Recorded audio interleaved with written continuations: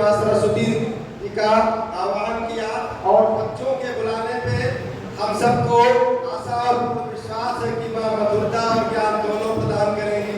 कार्यक्रम को आगे बढ़ाते हुए हम डॉक्टर घनश्याम द्विवेदी और विनय पांडे जी से आग्रह करेंगे कि कार्यक्रम के मुख्य अतिथि डॉक्टर उपेंद्र नाथ सिंह जी का गुलदस्ता देके स्वागत और अभिवादन करें।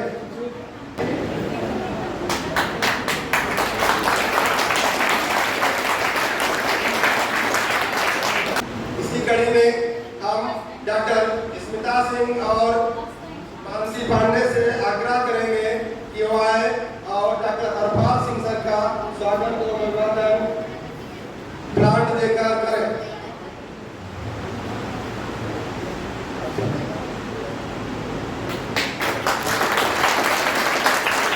कड़ी में हम श्रीकांत जी से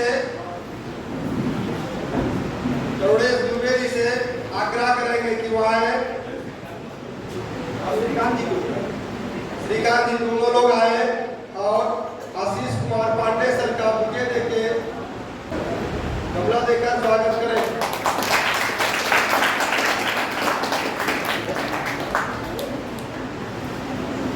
अब इस कार्यक्रम को आगे बढ़ाते हुए हम डॉक्टर रेखा शर्मा मैम से आग्रह करेंगे कि वो मंच पे आकर माइक हमसे लें और आज के कार्यक्रम की रूपरेखा बताने की कृपा करें।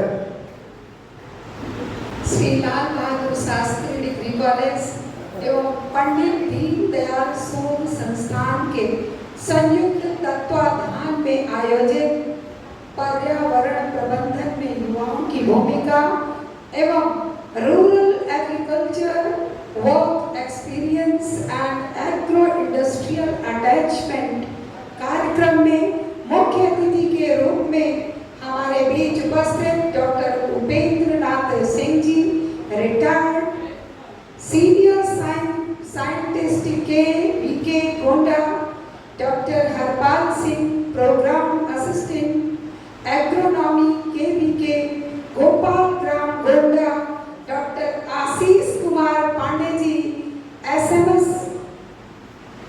Plant protection LBS K VK Gonda और जियोलॉजी विभाग के प्रोफेसर डॉक्टर अरविंद कुमार शर्मा जी इस कार्यक्रम की अध्यक्षता कर रहे IQAC coordinator and head department of physics professor Jitendra Singh ji, senior most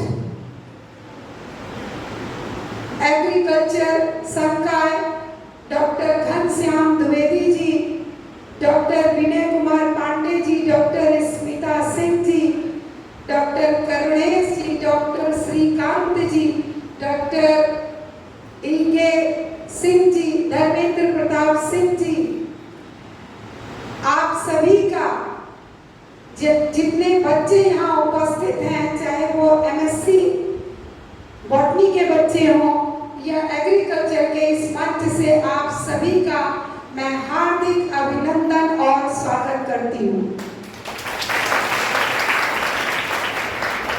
आज यह हम सभी के लिए बहुत ही गर्व का दिन है और हम सभी के लिए एक सुनहरा अवसर है जब हमारे महाविद्यालय में स्वयं के वीके आपका ज्ञानवर्धन करने हमारे इस ललिता सभागार में एक नहीं तीन साइंटिस्ट एक साथ पहुंचे हैं। ऐसा पल एग्रीकल्चर सरकार के कार्यक्रम में मेरे ख्याल से पहली बार हुआ है जहां तीन विद्वान अपनी अपनी विधा की जानकारी आपको देने के लिए हम सभी के बीच में उपस्थित हुए हैं। मैं दीनदयाल शोध संस्थान के विषय में आपको अवश्य बताना चाहूंगी। बच्चों, हमारा भारतवर्ष एग्रीकल्चर बेस्ड कंट्री है। हमारे भारतवर्ष का जो मुख्य व्यवसाय है, जो मुख्य जीवन शैली है, वो कृषि पर आधारित है। हम दुनिया की सबसे ज्यादा पॉपुलेशन वाली कंट्री बन चुके हैं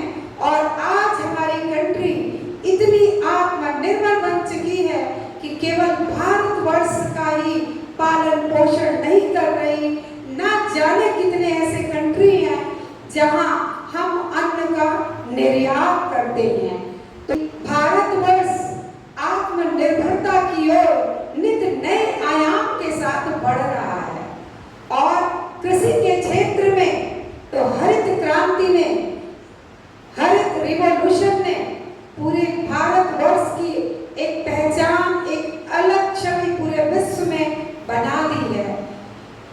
इसके लिए हमें स्वामीनाथन के प्रति तो भारत का एक एक नागरिक ऋणी है ही, किंतु मैं ये कहना चाहूंगी कि एग्रीकल्चर के बहुत से शोध संस्थान हैं, बहुत से यूनिवर्सिटी हैं जहां एग्रीकल्चर की शिक्षा दी जाती है, लेकिन लैब टू लैंड, जो कुछ भी लैब में हो रहा है उसे लैंड तक पहुंचाने की जिम्मेदारी जिन वैज्ञानिकों ने ली है, उनमें से 3 महारथी हमारे बीच यहाँ उपस्थित हैं।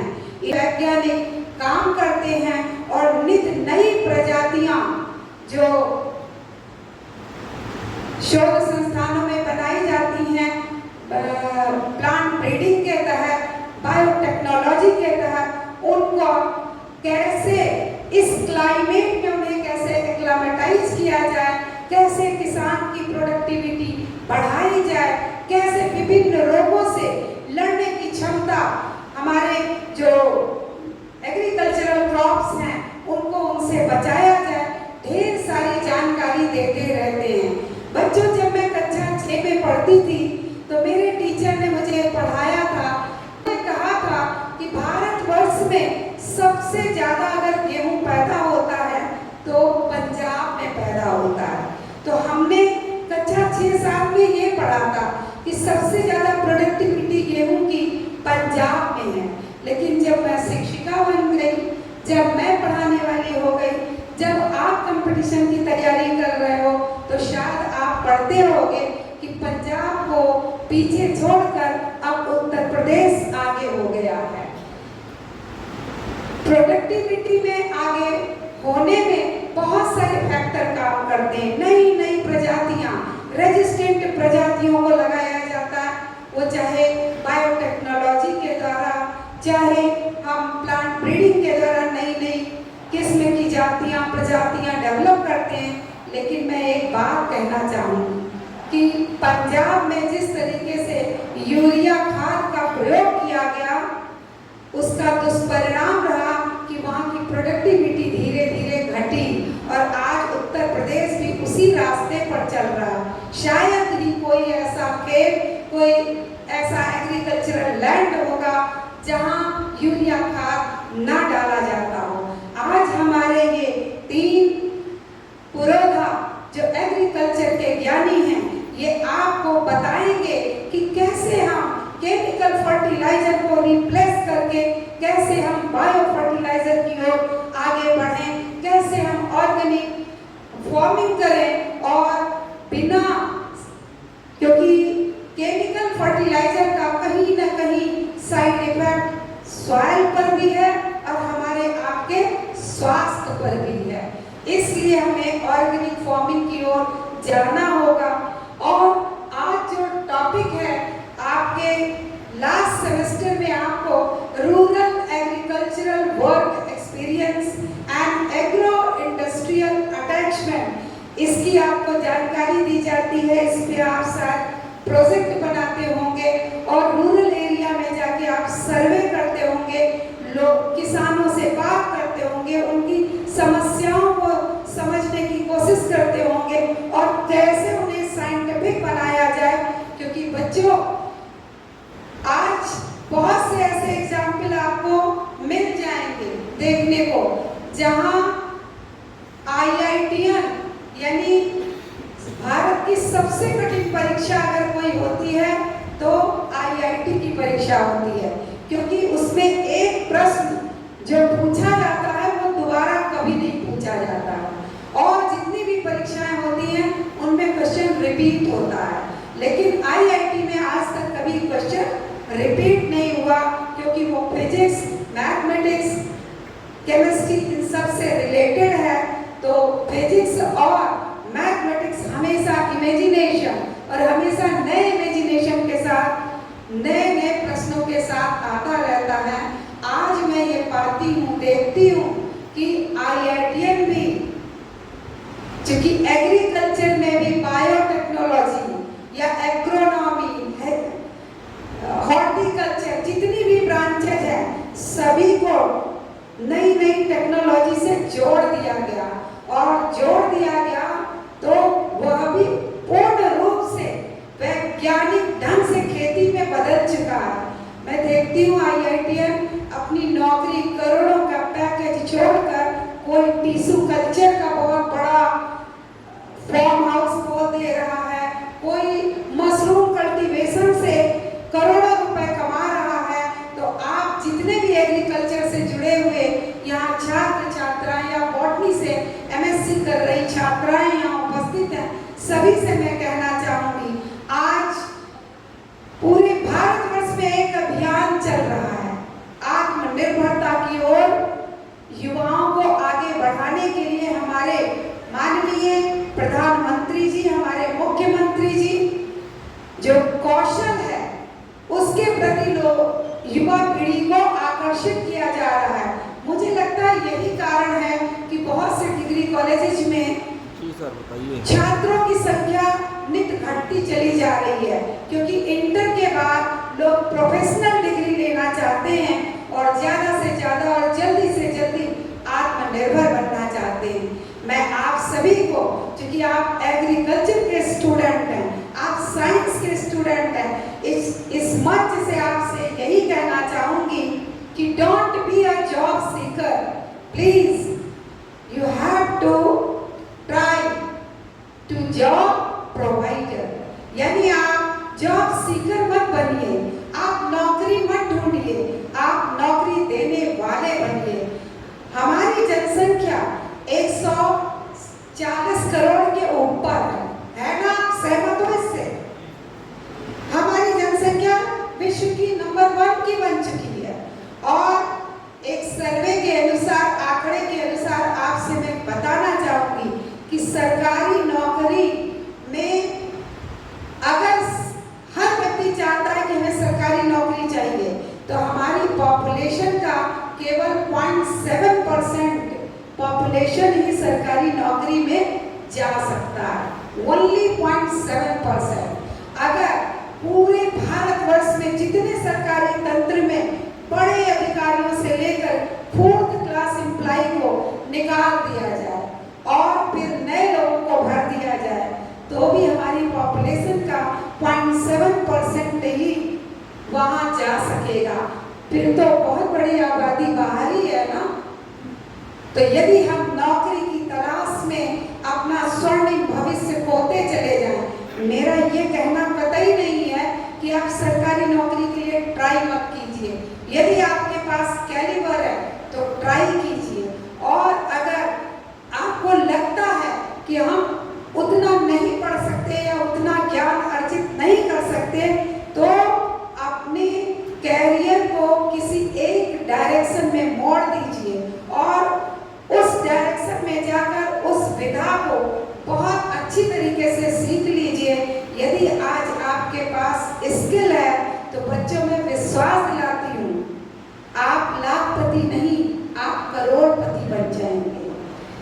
एग्रीकल्चर की कितनी सारी ब्रांचेज हैं जो आपको आत्मनिर्भर बनाने की दिशा में नित्य नए काम कर रही है। जो बच्चे आज आए हैं, मुझे लगता है यही बच्चे हमारे एग्रीकल्चर विभाग के कृषि संकाय के अर्जुन बनेंगे, क्योंकि बूंद बूंद से जैसे घड़ा बढ़ता है बच्चों, ऐसे ही थोड़ा थोड़ा ज्ञान यदि हम हर इवेंट से लेते रहेंगे तो हम ज्ञानी बन जाएंगे। और आज जो पुरोधा हमारे बीच हैं, तीनों अपने अपने विषय के में दक्ष हैं, ये मंच पर जब आएंगे डैश पर, आपको अपना अनुभव और एग्रीकल्चर कितना इम्पोर्टेंट है भारतवर्ष के लिए, और आज युवा पीढ़ी इससे विमुख होती जा रही है। जो एग्रीकल्चर बच्चे पढ़ रहे हैं, इनमें भी कुछ बच्चे ऐसे हो सकते हैं कि वो घर जाएं और पिताजी कहें कि खेत कोड़ने जाना है, तो वो कहते कि नहीं हम अपना नोट्स तैयार कर रहे हैं पापा। उनको फावड़ा उठाने में शर्म आने लगती है। तो जो बच्चे ऐसा करते हैं वो कतई जीवन में अच्छा नहीं कर पाते। मुझे लगता है चाहे वो मैथमेटिक्स का स्टूडेंट हो, चाहे वो इतिहास का है, चाहे वो भूगोल का है, चाहे वो राजनीति शास्त्र का, सबसे पहले हमें ये समझना होगा कि हमारा राष्ट्र सर्वोपरि है। राष्ट्र को जब हम सर्वोपरि समझेंगे तो हम समझेंगे कि एग्रीकल्चर बेस्ड कंट्री हमारी है। हर व्यक्ति अगर एग्रीकल्चर को महत्व देगा तो हमारी प्रोडक्टिविटी बढ़ेगी, और जब प्रोडक्टिविटी बढ़ेगी तो किसान संपन्न होगा। जब किसान संपन्न होगा तो भारत समग्र होगा, समर्थ होगा और दुनिया में अपनी एक पहचान बना सकेगा। मुझे कहा गया था कि आज के कार्यक्रम की रूपरेखा पर प्रकाश डालिए, तो चूंकि मैं हूँ बॉटनी की और एग्रीकल्चर की आपके प्रभारी के रूप में दायित्व मैं निभा रही हूँ।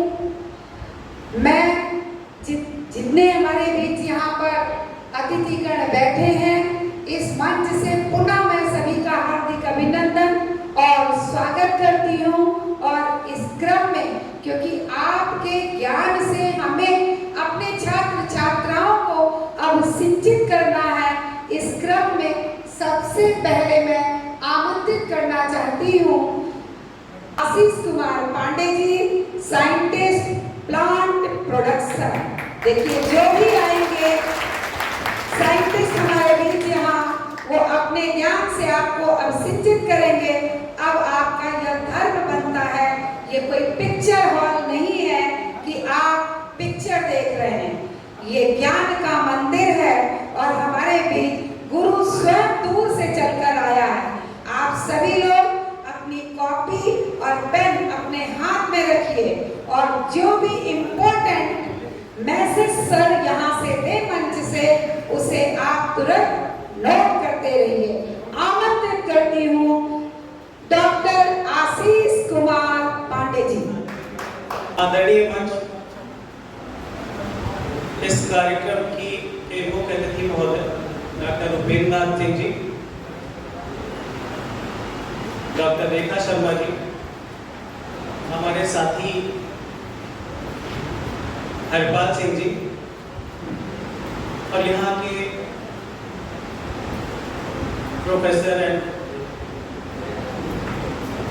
जो भी लोग जुड़े हुए कृषि संकाय से, सभी का, और यहाँ पर बैठे हुए जो छात्र और छात्राएं हैं, सभी का अभिनंदन।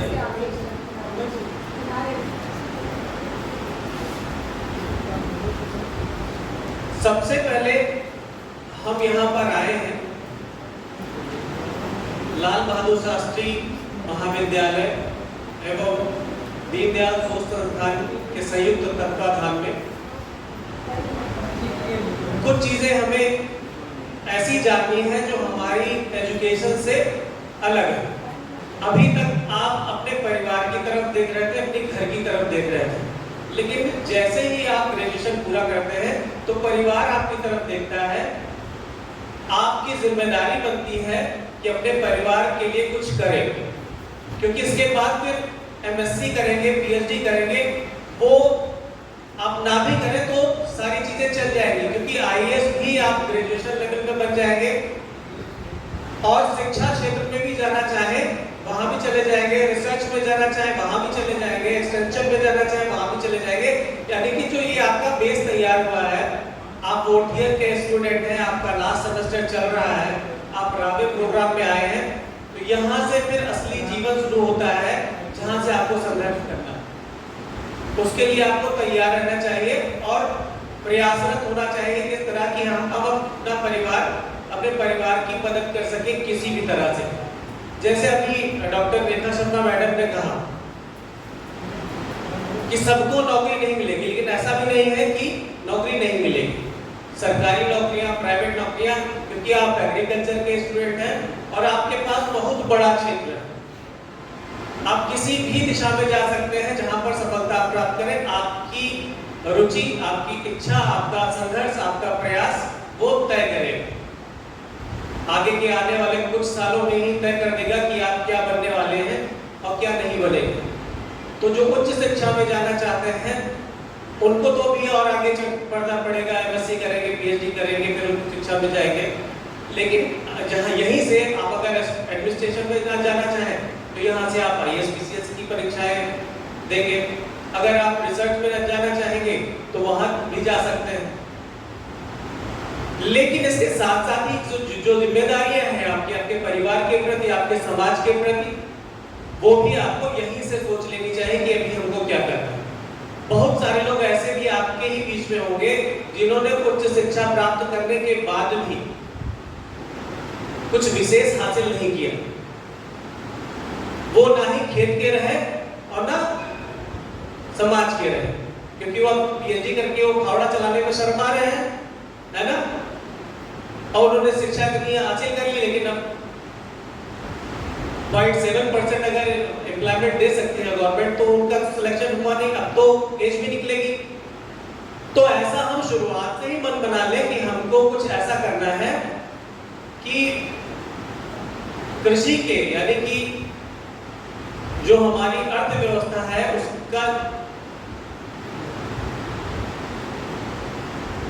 उसकी जो रीढ़ जो है उस पे हमने अपनी पढ़ाई लिखाई की है। तो हम अभी से स्वावलंबन कर सकते हैं। कुछ छोटी चीजें हैं, कुछ जरा सी चीजें हैं जिनकी शुरुआत हम अभी से करें तो अच्छी इनकम अर्जित कर सकते हैं, अपना और अपने परिवार का सहयोग कर सकते हैं। फिर हमको किसी के मुंह देखने की जरूरत नहीं पड़ेगी। उसमें से हम एक प्रेजेंटेशन आपको देंगे, अभी लग जाएगा।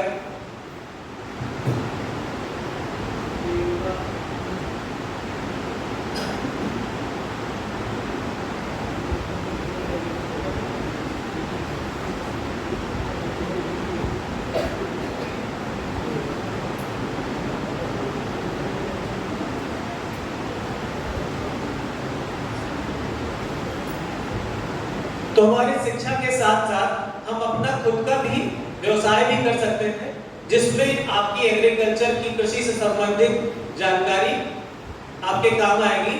और लोग ऐसा कर भी रहे हैं, जो कर रहे हैं। अभी एग्रोनॉमी तो कंटिन्यू रहता है, लेकिन उसमें हार्टिकल्चर है, इकोनॉमिक्स भी है, इंजीनियरिंग भी है, अलग अलग सब्जेक्ट आपको पढ़ने होते हैं। इसमें एंटोमोलॉजी, पैथोलॉजी, नेमेटोलॉजी भी है। इन सभी में, क्योंकि ये प्रोफेशनल एजुकेशन के लेवल का है, इन सभी में आपको रोजगार स्थापित करने के लिए सब में स्कोप है। विषय मेरा पादप सुरक्षा है, प्लांट प्रोटेक्शन है, इसलिए हम यहाँ पर आपको दो ऐसी विधा के बारे में बताएंगे जिनसे आप अपनी एजुकेशन चलाते हुए, अपनी आगे की तैयारी करते हुए भी आप कुछ धन अर्जन कर सकते हैं, कुछ काम करके पैसा कमा सकते हैं। जिसमें से एक है मधुमक्खी पालन और दूसरा है मशरूम कल्टीवेशन। क्योंकि रावे प्रोग्राम जो होगा, अभी तो यहाँ का फॉर्मेट जो है मैंने देखा, अभी आपने भेजा था, तो अभी आपको गांव में जाना है, वहां पर किसानों के बीच काम करना है और इंडस्ट्रियल जो आप कहीं ना कहीं अटैच किए जाएंगे, जहां पर वर्क एक्सपीरियंस भी आप लेंगे। तो अब शिक्षा पूर्ण करने के उपरांत जो हमने शिक्षा प्राप्त की है उसको किसानों के बीच आपको रखना है और उनकी समस्याओं, उनकी जानकारी आपको प्राप्त करनी है। यही रावे का मुख्य उद्देश्य है। रावे में आपको सही तरीके से आपको केंद्र पे ही रहना होता है। जब आपका सेंटर अलॉटमेंट कर दिया जाता है, आपको एक फॉर्मेट दिया जाता है जिसको आप भरते हैं, आपको 2.5 से 3 महीने कम से कम केंद्र पे रहना होता है। तो सबसे पहले हम मधुमक्खी पालन की बात करते हैं। मधुमक्खी पालन ऐसा व्यवसाय है जिसमें आप बहुत ज्यादा आपको टाइम नहीं देना है और ना ही आपको किसी तरह के खेत की जरूरत है, फील्ड की कोई जरूरत नहीं है। इसमें मधुमक्खी पालन आप थोड़ा समय आप लगाकर एक अच्छी आय प्राप्त कर सकते हैं और किसानों के भी इस चीज के बारे में जागरूक कर सकते हैं। जब आप फील्ड में जाएंगे तो उनको भी इस चीज को बता सकते हैं कि वो अपने खाली समय, क्योंकि खेती में क्या है, बुआई हो गई, जुताई हो गई, सारा काम हो गया, फिर फ्री, उसके बाद क्या करेंगे? उसके बाद या तो सोते हैं या फिर जाते हैं अपनी मेड़ डाट पे ढेड़ा करते हैं। तो इस चीज को थोड़ा सा कम करके ये काम अगर कर लेंगे तो उनको भी आया होगी ये चीज, आपको समझाने की उनको जरूरत है। तो मधुमक्खी पालन जो हम करते हैं उसमें मधुमक्खियों के कई प्रकार होते हैं जो आपके यहाँ पेड़ों पर घरों में लगाती है। वो बड़े साइज की मधुमक्खियां होती हैं। जो हम पालते हैं वो मधुमक्खी है एपिस मेलिफेरा, ठीक है। कई तरह की मधुमक्खियां हैं, आप ये दिन चलाते हैं उसको, बच्चे समझते नहीं, होने को बहुत टाइम लगेगा, ठीक है। तो इसमें बी कॉलोनीज बनाती हैं। इनका सिस्टम बिल्कुल अलग टाइप का होता है, बहुत ही सिस्टमैटिकली ये सारा काम करती हैं। इनमें 3 तरह की मधुमक्खियां होती हैं। जो छत्ता आप देखते हैं उनमें 3 तरह की मधुमक्खियां होती हैं। एक मधुमक्खी होती है रानी, एक मधुमक्खी होती है काम करने वाली वर्कर, और तीसरे नर होते हैं जो कि उसी के अंदर रहते हैं, वो बाहर नहीं निकलते। तो रानी मधुमक्खी का कार्य होता है उसकी संख्या को नियंत्रित करना, संख्या बढ़ाना, और मधुमक्खी क्योंकि इनका जीवन काल होता है, तो जीवन काल जो इनका होता है वो 60 दिन का ही होता है। 60 दिन के अंदर ये अपना कार्य पूरा करके समाप्त हो जाती है। जो रानी मक्खी होती है वो 2 साल जीवन रहता है उसका, वो अंडे देती है उसके अंदर, और हर 60 दिन के बाद वो नए अंडे तैयार हो जाते हैं। कुछ इक्विपमेंट्स की जरूरत पड़ती है जो आपको दिख रहे हैं। आप लोग ये हाइव है, हाइव के अंदर अलग अलग लेयर में मधुमक्खियां होती हैं। लेयर्स में फ्रेम रखे होते हैं। एक बॉक्स होता है, बॉक्स के अंदर 9 फ्रेम होते हैं। 9 फ्रेम में बैग्स लगाया जाता है जिसमें मधुमक्खियां रहती हैं और पॉलन और नेक्टर स्टोर करती हैं। ये आपका क्वीन एक्सट्रैक्टर है। जब क्वीन को एक पूरे छत्ते में सिर्फ एक क्वीन होती है, बहुत सारी मधुमक्खियां अतिरिक्त होती हैं जिसमें वर्कर हैं और ड्रोन्स रहते हैं। ये मशीन है जो कि जिससे शहद निकालने के लिए उपयोग करते हैं। कि मधुमक्खी को इतनी आसानी से निकालने देगी नहीं कि और निकाल लो। जब उसने इतनी मेहनत करके बूंद करके शहद इकट्ठा की है तो उसको निकालने का तरीका होता है, वो मशीन होती है, ताकि उस जो उसके अंदर अंडे बच्चे हैं वो जाए ना, मरे ना। जैसे कोई अगर वैसे ही छत्ते तोड़ता है तो वो सारा निचोड़ देता है, उसके अंदर अंडे भी निचोड़ जाते हैं। और जब इस मशीन से निकालते हैं तो हमारा अंडे और जो मधुमक्खी है वो सुरक्षित रहती है और प्योर शहद, साफ शहद निकल आती है। इस तरह से इस नाइफ से खुरच के उस में से मशीन में लगाकर उसके बाद शहद को निकाला जाता है। मधुमक्खी का जो जहर होता है वो बिल्कुल कोबरे के समान होता है। जैसे कोबरा होता है, नाक अपने आप पिटारा कहते हैं, है ना, कि वो काट लिया तो सब काम खत्म, फिर नहीं वो बचना। वही जहर होता है, वो उसका वॉल्यूम सिर्फ कम होता है। तो उसे बचने के लिए ये सभी ये जो सूट है वो पहन के काम करते हैं ताकि हमें मधुमक्खियां काटे नहीं। इस सूट को पहनकर हम शहद निकालते हैं, हमें शुद्ध शहद प्राप्त होती है जिसका जो कंपोजिशन नीचे दिया हुआ है। नेक्स्ट,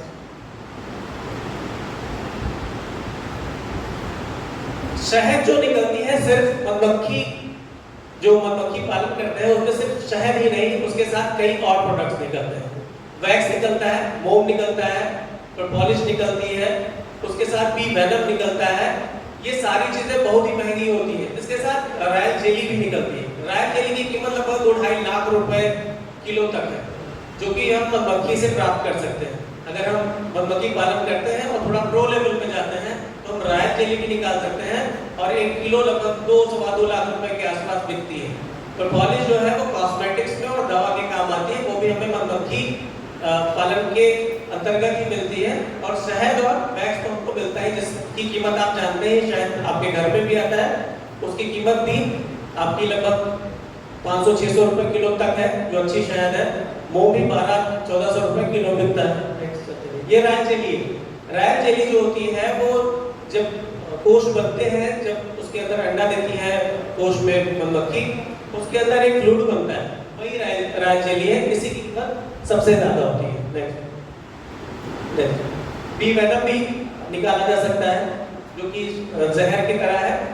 सांप पाल के भी लोग जहर निकालते हैं। बी वेनम इससे मिलकर पॉलिश है जो कि कॉस्मेटिक्स में काम आता है, ये भी हमारा बाय प्रोडक्ट है। नेक्स्ट,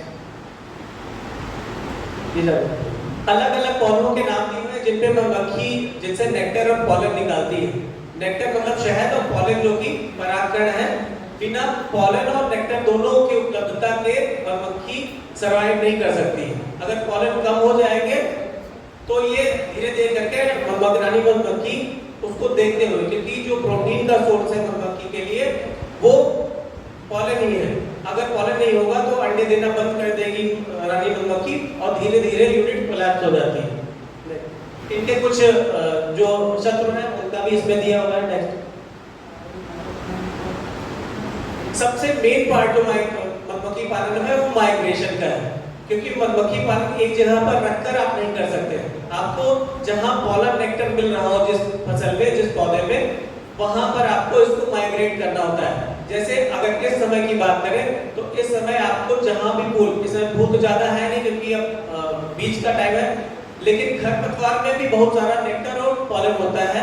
बारिश के बाद मधुमक्खियां ऐसी जगह से पॉलन और नेक्टर लेती हैं, फिर जब उसमें खत्म हो जाता है तो दूसरी फसल जैसे सरसों, लाई अभी आ जाएगी, उसमें पॉलन नेक्टर मिलेगा, वहां पर रखना पड़ेगा। फिर उसको हटाकर लीची या फिर किसी ऐसे बाग में ले जाते हैं, जामुन के बाग में ले जाते हैं, वहां पर रखते हैं। ऐसे 3 से 4 माइग्रेशन अगर आप करते हैं तो आपको प्रति बॉक्स, एक बॉक्स की कीमत लगभग 4000 रुपए के आसपास होती है, जिसमें 9 फ्रेम होते हैं और करीब 20000 मधुमक्खियां होती हैं। एक बॉक्स से राउंड ईयर एक साल में आपको करीब 25 से 30 किलो शहद प्राप्त हो सकती है, यानी कि आपको 4000 रुपए खर्च करते हैं और आपको लगभग 30 से 40 किलो शहद प्रति बक्से से आपको मिल जाएगी। अगर आपके 100 बॉक्स हैं तो आप उसकी कीमत जोड़ के देख लीजिए कितनी होगी और आपने लागत कितनी लगेगी। तरीके हैं कृषि में जिनसे आप स्वरोजगार कर सकते हैं। बहुत बहुत धन्यवाद डॉक्टर आशीष कुमार पांडे जी, आपने कम समय में बहुत ढेर सारा ज्ञान, कैसे शहद को हम अपना मुख्य व्यवसाय बना करके आत्मनिर्भर बन सकते हैं और समाज को स्वस्थ कर सकते हैं। आज के परिवेश में आपको हर 3-4 व्यक्ति में एक व्यक्ति ब्लड प्रेशर का पेशेंट तो एक व्यक्ति शुगर का पेशेंट मिल जाता है। अगर आपने मधुमक्खी पालन को अपना लिया है और इससे इम्यूनिटी बढ़ती है, कार्य करने की क्षमता हमारी बढ़ जाती है, रोग से लड़ने की क्षमता बढ़ जाती है और जितना जाड़े में खांसी, बुखार, गले में इन्फेक्शन, इसकी प्राकृतिक दवा शहद है। तो बहुत बहुत आपको धन्यवाद। इसी क्रम में मैं आमंत्रित करती हूँ डॉक्टर हरपाल सिंह जी को, जो प्रोग्राम असिस्टेंट हैं एग्रोनॉमी के गोपाल ग्राम गोंडा, और वो एग्रोनॉमी को बताएंगे। जहाँ तक मैं समझ पाती हूँ इसमें आपको कृषि कैसे की जाती है, प्रोडक्शन कैसे बढ़ाया जाता है, सॉइल की टेस्टिंग कैसे की जाती है। सबसे पहले पौधे को उगाने के लिए हमें सॉइल के यानी जमीन के स्वास्थ्य को चीज का महत्व है, इसी नाते हम उसको धरती माँ बोलते हैं। तो सॉइल सबसे पहली जरूरत होती है। अगर मृदा स्वस्थ है तो हमारी फसल भी स्वस्थ है और उस फसल से उत्पादित सब्जी, दाने, चारा सभी स्वस्थ है और उसको खा के मनुष्य या जानवर सभी स्वस्थ रहेंगे। लेकिन अब क्या हो गया है कि थोड़ी आधुनिकता के चक्कर में, हम पैसा कमाने के चक्कर में धड़ सब रासायनिक उर्वरकों का प्रयोग करते जा रहे हैं और उत्पादन को बढ़ाते जा रहे हैं। अच्छी बात है, सभी अपने पैसे कमाने के लिए ही करते हैं, लेकिन अगर उसको संतुलन बना के किया जाए तो और अच्छा रहेगा। इसके साथ साथ पर्यावरण भी सुरक्षित रहेगा और आपका उत्पाद जो होगा वो भी सुरक्षित रहेगा और जो व्यक्ति उसको खाएगा वो भी कई रोग बीमारियों से ग्रसित नहीं होगा। तो मृदा को हम कैसे स्वस्थ रखें, इसके लिए सबसे पहली जरूरत है कि हम कोई भी क्रॉप लेने जा रहे हैं तो उस क्रॉप के बारे में हमको जानना चाहिए। अगर इस गोंडा जिले में देखा जाए तो पूरे वर्ष हम 7-8 क्रॉप लेते हैं और उसकी पूरी हिस्ट्री हमको मालूम होनी चाहिए कि कितना इसको उर्वरक चाहिए, कितना खाद चाहिए, कितना पेस्टिसाइड चाहिए या कितना बीज चाहिए, बीज शोधन कैसे करना चाहिए, कितनी सिंचाई चाहिए, कब हमको वीडीसाइड का उपयोग करना है या नहीं करना है, ये सारी जानकारी होनी चाहिए। तो उसके लिए सब, अगर हम मृदा को स्वस्थ रखना है तो आपको सबसे पहले करना है कि हम अपने खेत को लेवल करें। लेवल करने के पूर्व हम अपने खेत की मेड़बंदी करें। अब इस समय तमाम यंत्र आ गए हैं कि लोग मेड़ बांधते नहीं, केवल काटते हैं। बांधने वाले भी यंत्र आ गए हैं कि उसकी मेड़बंदी अच्छे से हो सकती है। मेड़बंदी होने से फायदे क्या होते हैं, जब बरसात का पानी या हम पानी देते हैं तो वो पानी हमारे खेत में रुकता है और मिट्टी या फसल अवशेष के साथ मिल करके जब सड़ता है तो आपके मृदा के स्वास्थ्य के गुणों का विकास होता है, अच्छा होता है। दूसरी चीज है कि हम अपने खेतों में, आप जानते हैं सब एग्रीकल्चर के स्टूडेंट हैं कि इस पृथ्वी पर दो तरीके के जीव जंतु होते हैं, एक मृदा मित्र कीट और एक शत्रु, चाहे कीड़े में हो, चाहे फफूंद में हो, चाहे किसी जीवाणु में है, दो तरीके के होते हैं। तो इनको भी नियंत्रित करना, क्योंकि बार बार दवा डालने से आप लोग अगर किसान के घर से होंगे तो आप देखते होंगे हमारे किसान भाई प्रतिवर्ष क्या कर रहे हैं, वीडीसाइड डाल रहे हैं, खरपतवारनाशी डाल रहे हैं और अगले साल उतना ही खर हो रहा है, खर में कोई कमी नहीं आ रही है। तो हमारा जो सिस्टम है वो गड़बड़ हो रहा है। तो हमारे जो मित्र कीट है या शत्रु कीट है, इसका संतुलन बना रहे और हमारा उत्पादन बढ़े, इसके लिए हमको गर्मी की जुताई और गहरी जुताई, हमारी फसलें जो भी भोजन लेती हैं कितनी गहराई से लेती हैं, कोई स्टूडेंट बताएंगे? अपनी फसलें जो खाद्यान्न फसलें हैं कितनी गहराई से भोजन लेती हैं? अपने मृदा का पीएच मान कितना होना चाहिए? कितना? तो देखिए, हमको ये कुछ चीजें जो बेसिक चीजें ये जानना चाहिए। तो ऐसे हम सारी मृदा जो हमारे जो खाद्यान्न फसलें हैं लगभग 6 इंच यानी के आसपास भोजन लेती हैं और 15-17 सेंटीमीटर के आसपास गहराई। तो हमारी जो एक जुताई होनी चाहिए, वैज्ञानिक दृष्टिकोण से कहा जाता है प्रत्येक फसल कटने के बाद हमको मिट्टी पर हल से पलट देना चाहिए। उससे क्या होता है कि ऊपर के जो पोषक तत्व हैं काफी पौधे ले चुके होते हैं और कुछ पोषक तत्व नीचे चले जाते हैं तो ऊपर आ जाती है और पलट देने से पानी के साथ जब सड़न होगी उनके गुणवत्ता का विकास होगा। इसके अलावा आप देखते हैं कीड़े होते हैं, उनकी 3-4 अवस्थाएं होती हैं। प्यूपा अवस्था में बहुत दिनों तक हमारे कीड़े ऐसे पड़े रहते हैं और वो जैसे उनका सीजन आता है तो वो आकर के बीमारी फैलाते हैं, कीड़े मतलब उनका परिवार वृद्धि कर लेते हैं। तो जब हम मिट्टी पलट हल से जुताई कर देते हैं तो नीचे अवश्य करना चाहिए ताकि उसमें जो फफूंद रोग फैलाने वाले हैं वो खत्म हो जाए। इसके बाद बात आती है कि हम लोग जो फसल लेते जा रहे हैं, क्रॉप रोटेशन, फसल चक्र नहीं अपना रहा है किसान। क्या कर रहा है, एक जगह गेहूं बो रहा, धान बो रहा, गन्ना बो रहा, जो बस वही लगातार बोता जा रहा है। इससे क्या हो रहा है कि जैसे इतने लोग बैठे हुए हैं, कोई नमकीन खाता, कोई मिठाई खाता, ऐसे हमारी फसलों में भी होता है कि हर फसल हर तरीके का पोषक तत्व लेता है और कोई ज्यादा लेता है, कोई कम लेता है। तो क्रॉप रोटेशन जरूर अपनाना चाहिए और तभी हमारी मृदा स्वस्थ रहेगी और हमारी फसल स्वस्थ रहेगी।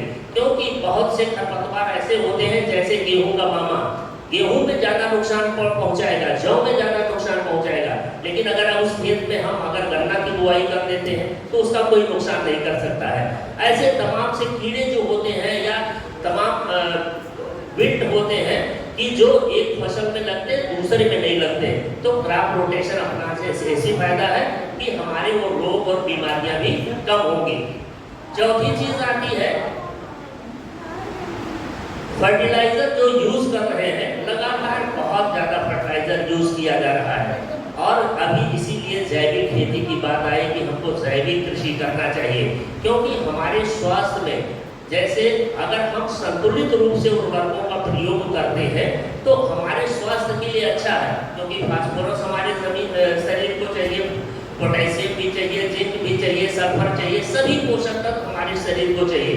लेकिन किसी चीज की अधिकता वो नुकसान करती है।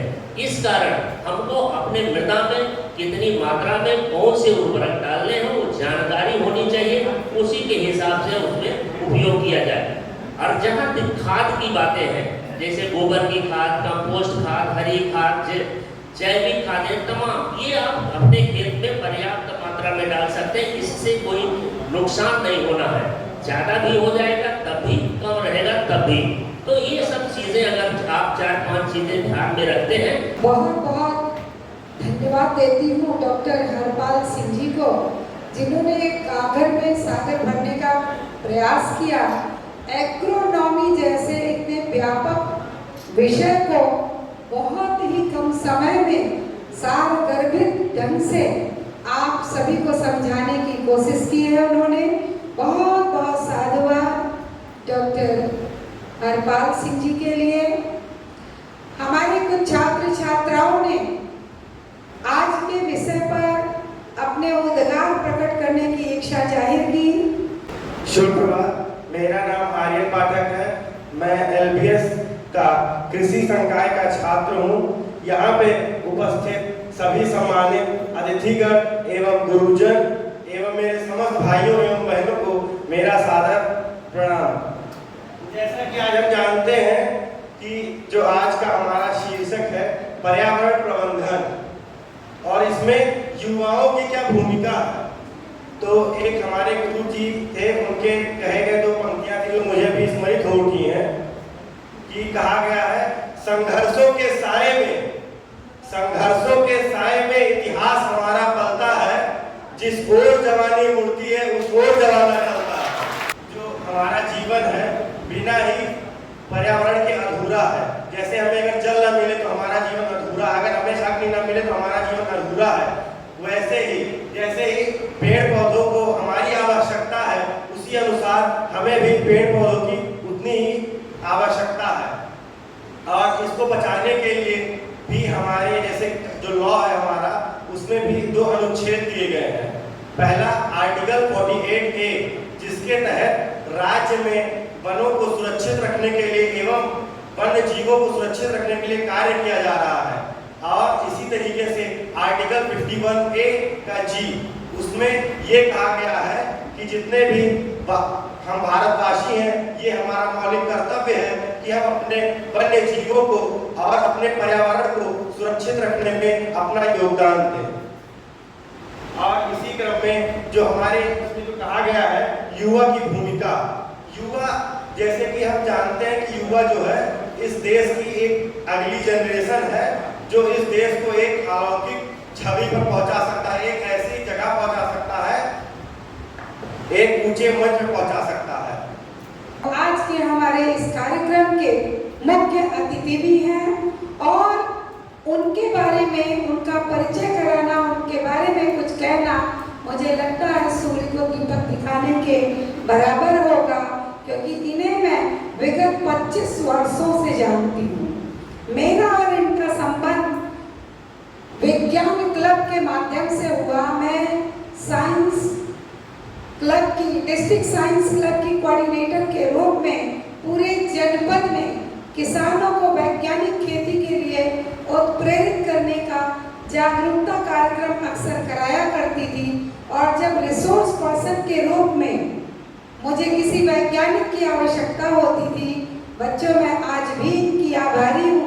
चाहे कहीं भी कार्यक्रम हो, चाहे वहाँ गाड़ी न जाती हो, पगडंडी हो, तो मैंने डॉक्टर उपेंद्र नाथ सिंह जी को देखा है कि जहाँ कहीं भी कृषि से संबंधित किसी भी कार्यक्रम में आपको बुलाया गया तो आपने उस कार्यक्रम को बहुत महत्व दिया।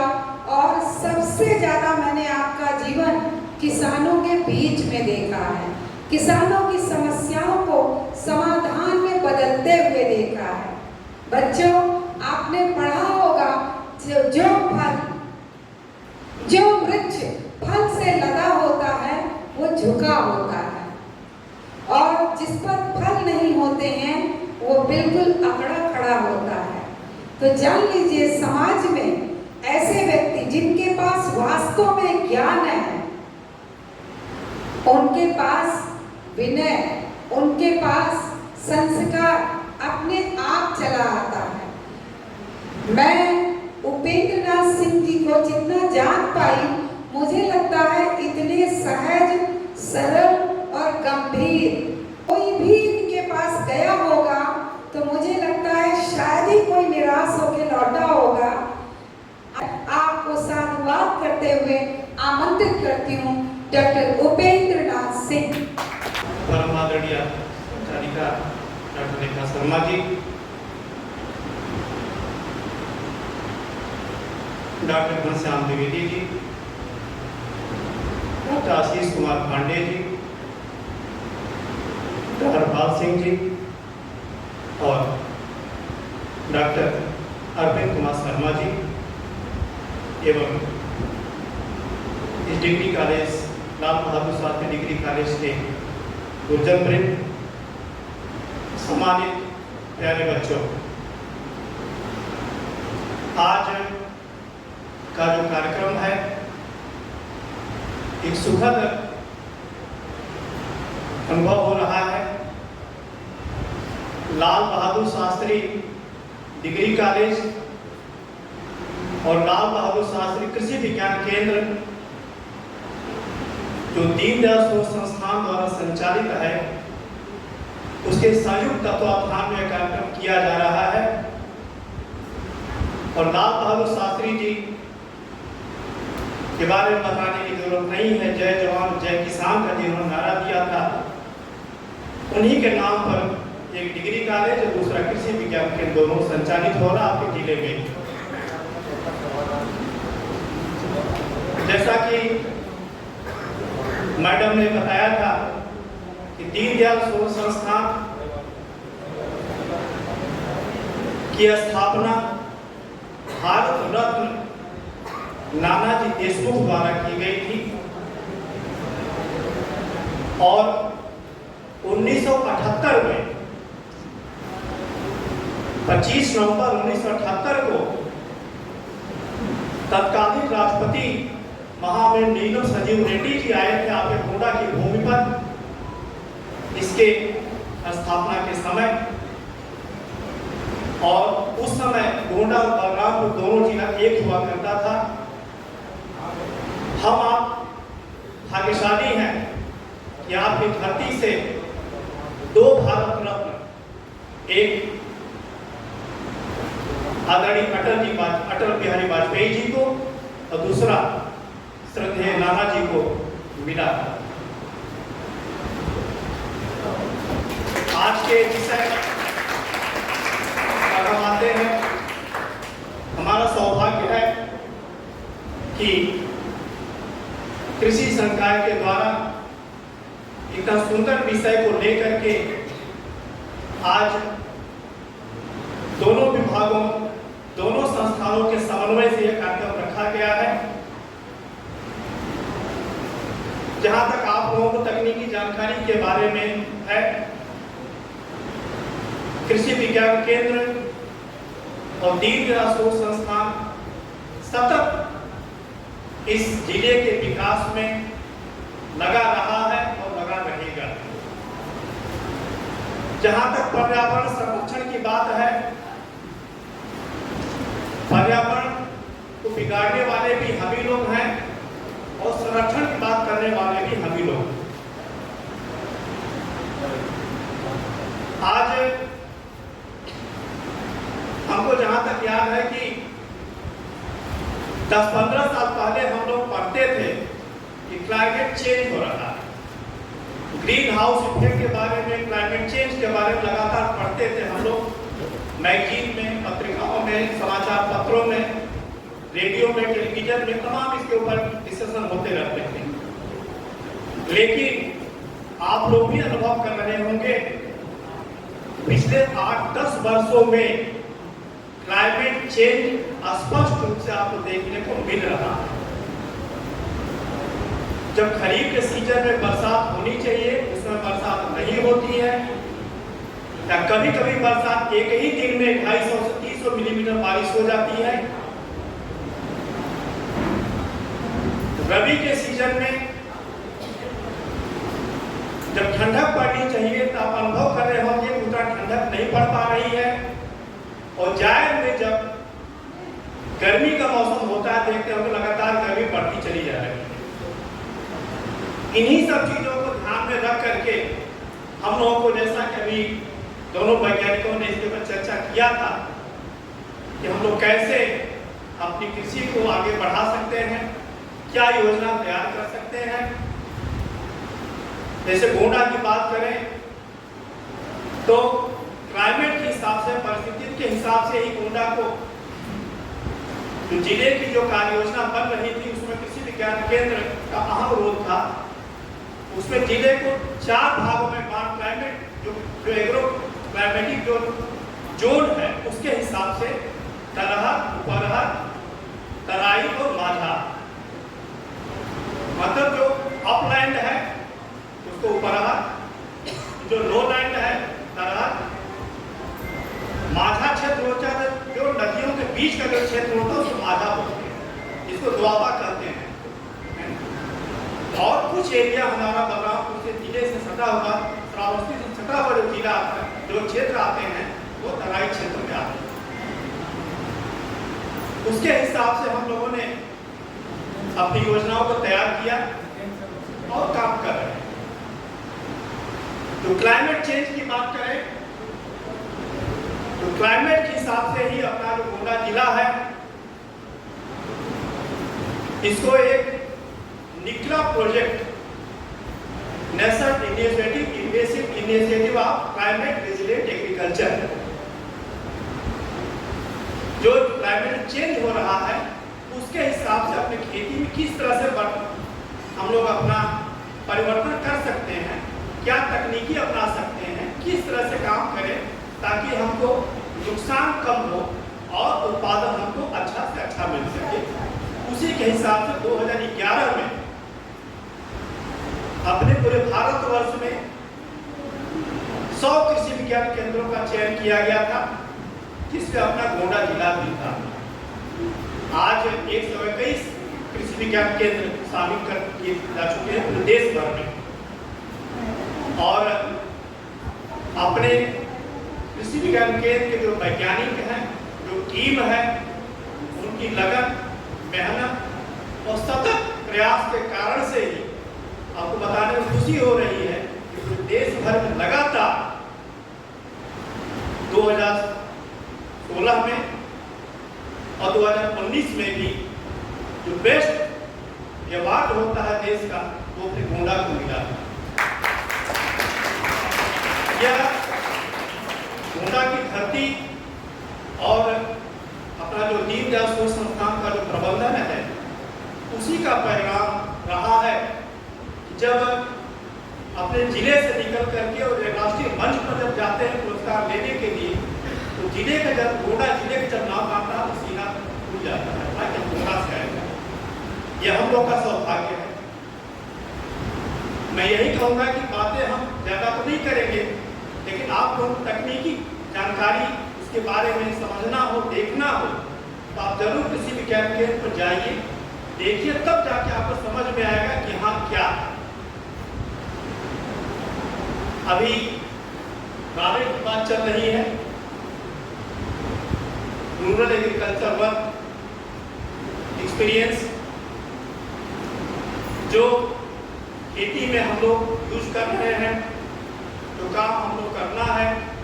हमारे जो पेरेंट्स हैं बेसिकली हम लोग ज़्यादातर ग्रामीण परिवेश से जुड़े हुए हैं,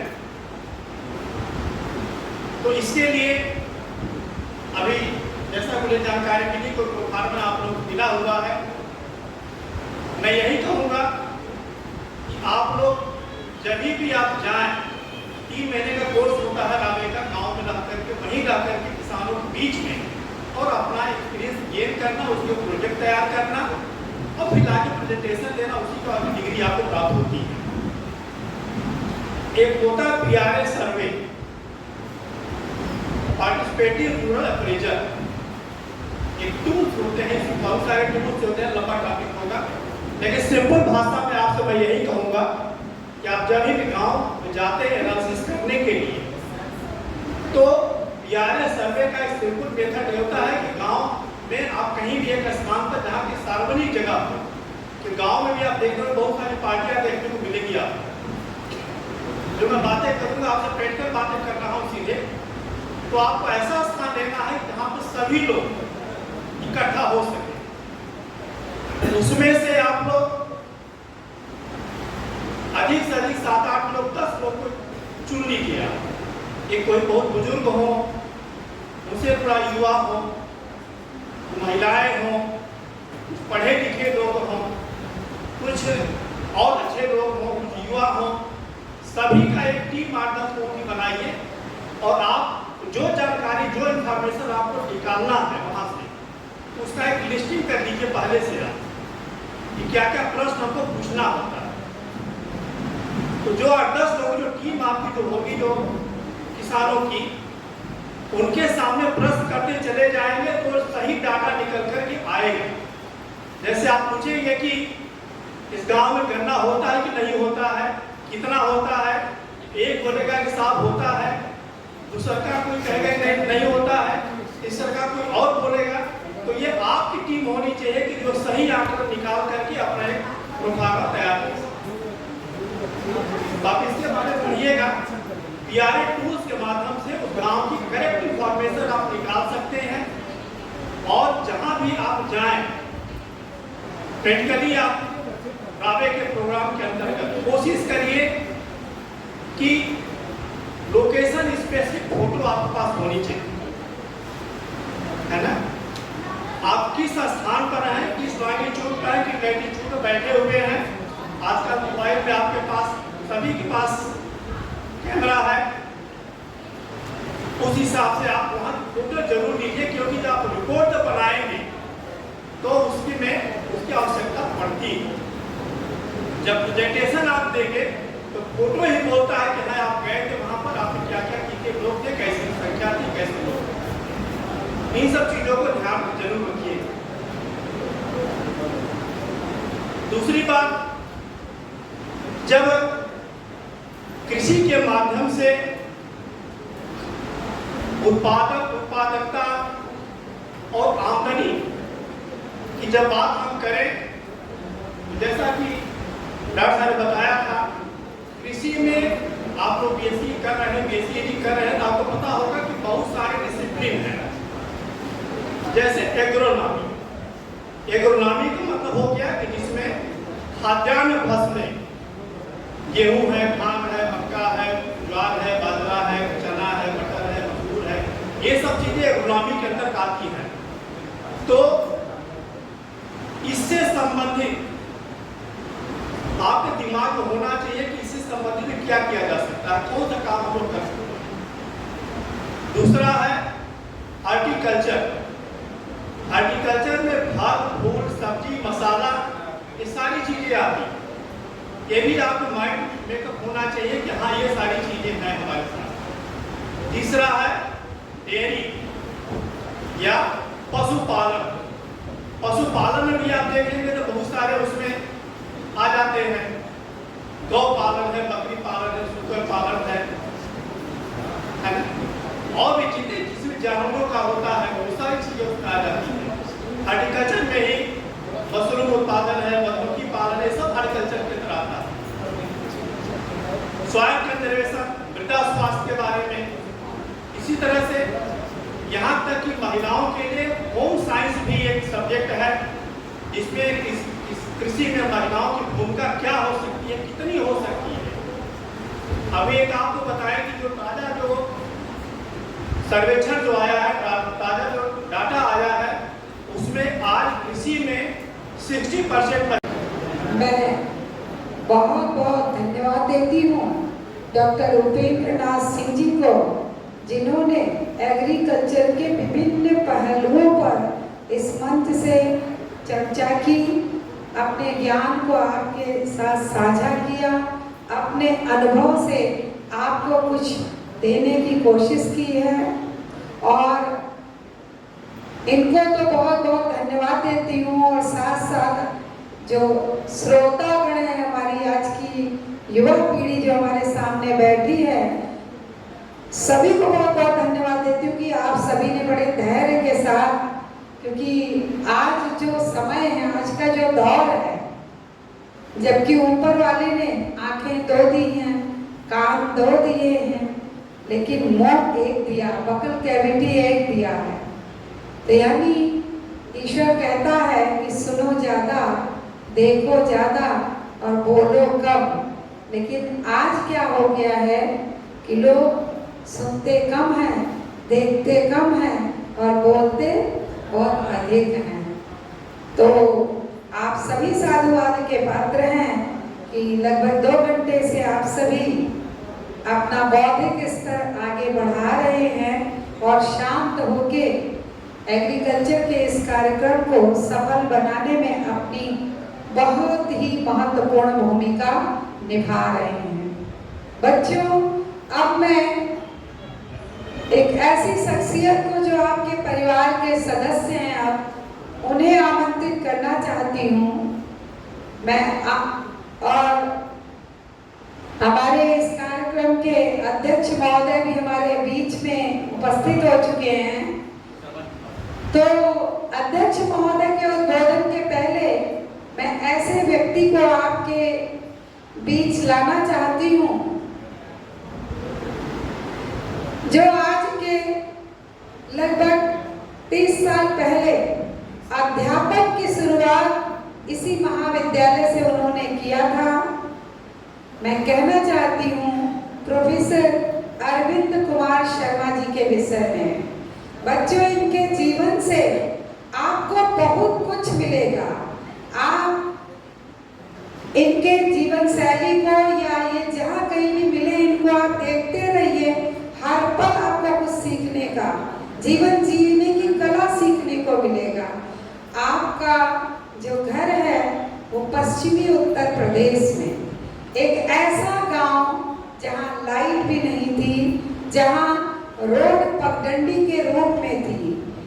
आपके पिता आर्मी अफसर थे, आपकी माताजी प्राइमरी स्कूल की टीचर थी। माँ ने अपने बच्चों के कैरियर के लिए अपनी परमानेंट नौकरी को त्याग दिया और बच्चों के उत्थान के लिए अपने हस्बैंड के साथ चली गई। आपने कक्षा 5 तक का एजुकेशन गांव से लिया था और उसके बाद कड़ी मेहनत कक्षा 6 में आपका सिलेक्शन होता है सैनिक स्कूल घोड़ाखाल नैनीताल, जहां पूरे भारत से मात्र 100 बच्चे चयनित किए जाते और जो वहां की पढ़ाई है उसे समझने की कोशिश कीजिए। कक्षा 6 में 100 बच्चों का एडमिशन और 60% से अगर कम नंबर आता है तो बच्चे को बाहर निकाल दिया जाता है। आपके साथ 100 बच्चों ने एडमिशन लिया था कक्षा 6 में से गांव का बच्चा चयनित हुआ और जब वहां ये जाते हैं तो 100 में से इंटर पास करने वाले बच्चे मात्र इनके साथ कितने बचते हैं? 23। यानी कितने बच्चे बाहर हो चुके थे, क्योंकि वो आर्मी स्कूल है, सैनिक स्कूल है, वो पाठशाला है सैनिकों को बनाने की। आपने इंटर के बाद बीएससी एमएससी की शिक्षा अलीगढ़ मुस्लिम विश्वविद्यालय से लिया और विश्वविद्यालय का एक रिकॉर्ड बनाया जो आप 5 साल बीएससी के 3 ईयर और एमएससी के 2, 5 साल टॉप करने का, गोल्ड मेडल लेने का भी आपने अवार्ड बनाया। लोग जो उच्च शिक्षा में आप आए तो कमीशन में जब आपने अप्लाई किया तो आपका चयन नंबर 1 पर हुआ। तो लेकिन जितने ये विद्वान हैं उतने ही ये गंभीर हैं। ये बहुत कम बोलते हैं, बहुत ज्यादा सुनते हैं और बहुत ज्यादा देखते हैं। तो मैं यही चाहती हूँ कि आप इनके जीवन से बहुत कुछ सीखें और मैं तो रोज सीखती हूँ कि विकट परिस्थिति में भी हम कैसे मुस्कुराते रहे। तो मैं आमंत्रित करती हूँ प्रोफेसर अरविंद कुमार शर्मा जी को, आप आए और अपनी जियोलॉजी को कृषि विज्ञान से कनेक्ट करते हुए आप इन्हें अपना आशीर्वाद दें। प्रोफेसर अरविंद कुमार शर्मा जी। बहुत बहुत धन्यवाद।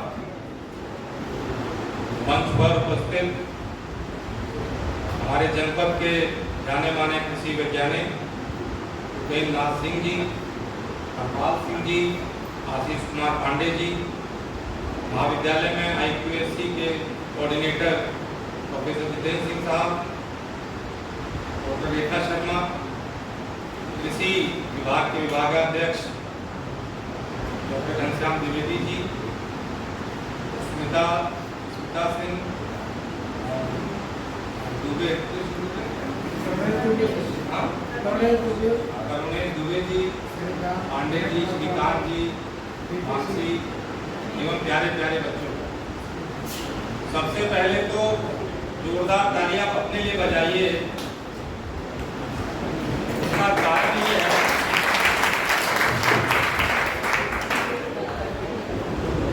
कारण ये है कि जो स्कूल में या महाविद्यालय में पीरियड का टाइम अलॉट किया गया है वो 45 मिनट का है।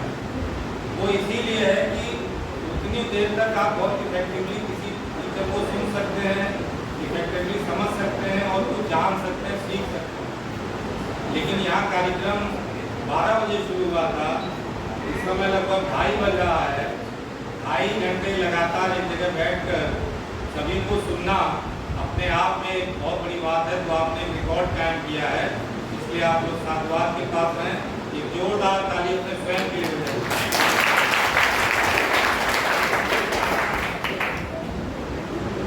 दूसरी तालियां इसलिए बजाइए कि आप लोग बहुत भाग्यशाली हैं जो आप एग्रीकल्चर साइंस से अपना ग्रेजुएशन कर रहे हैं।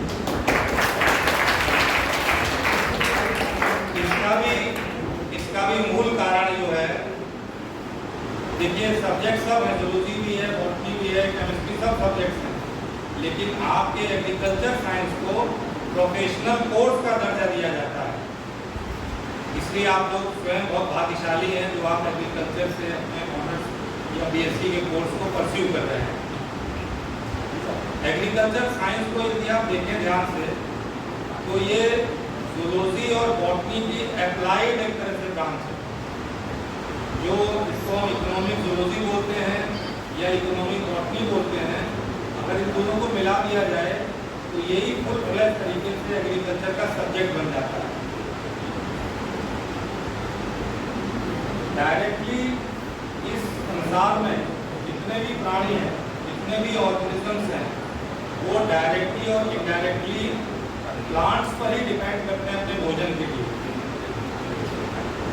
शेर अगर हिरण को खाता है तो हिरण जो है वो घास पर ही डिपेंड करता है।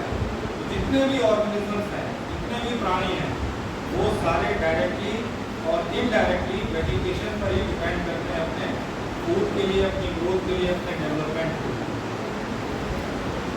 हम इंसानों ने जब सिविलाइजेशन की शुरुआत हुई और इंसान ने एक जगह रह के अपना जीवन यापन शुरू किया, शुरुआत के दौर में आप पढ़ते होंगे न्यूलिथिक एज और डेवलपमेंट के बारे में। उस समय इंसान भी एक हंटर था, शिकार करते करते दूरों निकल जाता था, कई किलोमीटर निकल जाता था, बहुत से लोग लौट भी नहीं पाते थे, वहीं उनकी डेथ हो जाती थी। लेकिन फिर इंसान ने कुछ सीखा, कृषि के बारे में सीखा। जो शुरुआत हुई वो कृषि से हुई। कुछ बीज खाते खाते गिर गए होंगे, कुछ फल खा के उसके बीज गिर गए होंगे और उसने देखा कि कुछ में वहाँ पौधा होगा और कालांतर में उस पौधे से वही फल निकले जो उसने फल खाए। इस तरह कृषि की शुरुआत हुई और कृषि की शुरुआत के बाद ही इंसान ने अपने को स्थायी रूप से जगह रहकर अपना जीवन यापन शुरू किया। अभी बहुत सारे साइंटिस्ट हमने बताया कि किस तरह से कृषि तमाम व्यवसाय से जुड़ी हुई है। उसमें बहुत सारे व्यवसाय हैं, जैसे बहुत इम्पोर्टेंट चीज़ दुग्ध पालन का है, डेयरी की इंडस्ट्री है। अगर आप ईमानदारी से शुद्ध दूध बेचेंगे या शुद्ध दूध आप पब्लिक को देंगे तो लोग 2-4-10 किलोमीटर से आपके घर पे आके आपका दूध ले जाएंगे। अगर बाकी जगह 60 रुपये किलो बिक रहा है तो आप 80 रुपये किलो बेचेंगे और आप में ईमानदारी है तो लोग पहुँच के आपका दूध लेंगे। तो करने को बहुत कुछ है। जैसे बताया गया कि हमको जॉब मतलब जॉब लेने वाला नहीं बनना है, बल्कि जॉब गिवर्स बनना है, जॉब देने वाला बनना है।